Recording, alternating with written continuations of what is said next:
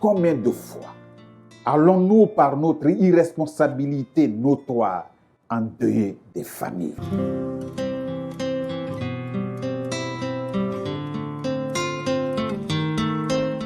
Aller dans un bar, boire au-delà de la fréquence requise et récupérer sa voiture et conduire sachant très bien qu'on est dans un état d'ébriété, ça voudrait simplement dire que nous avons fait le choix de mettre notre vie en danger et mettre celle des autres en danger.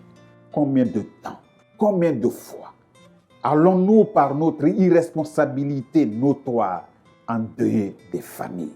Tout simplement parce que nous avons voulu nous faire plaisir. Mais nous ne sommes pas seuls dans cette Côte d'Ivoire. Nous ne sommes pas dans une jungle. Nous vivons en communauté. Et toute communauté a ses règles. Je voudrais que chacun puisse respecter un tant soit peu ses règles.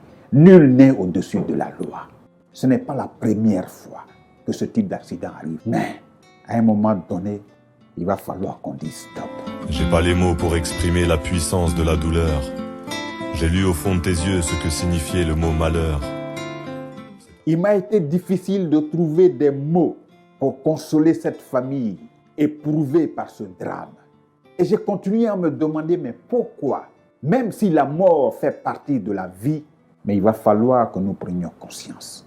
Aujourd'hui, nous sommes en face d'une crise sanitaire dont nous ne maîtrisons même pas la visibilité du virus. Nous n'avons pas encore fini de régler le problème du coronavirus, que nous reprenions donc nos vieilles habitudes qui endeuillent des familles. Avant de poser un acte, je vais demander à l'équipe de production de vous proposer une image. C'est l'image d'une poule qui a été tuée. Et je ne sais pour quelle raison, mais voilà les poussins autour. Mais nous qui avons tué cette poule, est-ce que nous avons pensé un tant soit peu que ces poussins-là sont pris en charge par cette poule? Si nous avons fait le choix délibéré de mettre notre vie en danger, c'est un choix. Mais gardons-nous de mettre en danger la vie des autres. Je ne suis ni Dieu, ni maître, mais je veux tout simplement interpeller les consciences. Je me rappelle, feu J.C. Kodiané et moi, nous étions aux États-Unis, on était dans une boîte de nuit, à 2h30 du matin, on dit, monsieur, ça ferme. Ça, c'est les États-Unis. Entre la Côte d'Ivoire et les États-Unis, voici la différence. Mais ce pays si puissant a ses règles. Mais se laisser aller, où on prend la bière, où on prend de l'alcool, sans répit, sans scrupule, jusqu'à 6h du matin. Et après, on fait du rodéo, sachant très bien que nous n'avons pas de permis.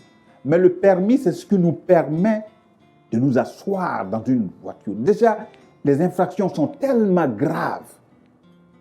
Je ne suis pas un saint. Je voudrais simplement nous demander de faire attention.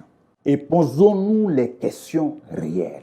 Imposons-nous la ligne de conduite qui permette que notre pays puisse être le plus grand bénéficiaire. Pour franchir cette fameuse ligne d'arrivée, nous devons de façon scrupuleuse respecter la loi telle qu'elle a été définie. Au risque de me répéter, nul n'est au-dessus de la loi.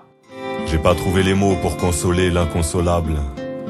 Je n'ai trouvé que ma main pour poser sur ton épaule, attendant que les lendemains se dépêchent de jouer. Au nom de l'équipe de production, je voudrais regarder droit à cette caméra et adresser mes condoléances les plus attristées à tous ceux qui sont victimes, aux familles de tous ceux qui sont victimes de ces chauffards, qui eux n'ont plus leur esprit mais guidés par un excès de boisson. Que l'âme de cette dame, que l'âme de ce monsieur, que l'âme de ce jeune homme repose en paix. Et que tous ceux qui sont victimes de cette irresponsabilité notoire, qu'ils reposent en paix. Mais à un moment donné, il va falloir qu'on dise ensemble, ça suffit.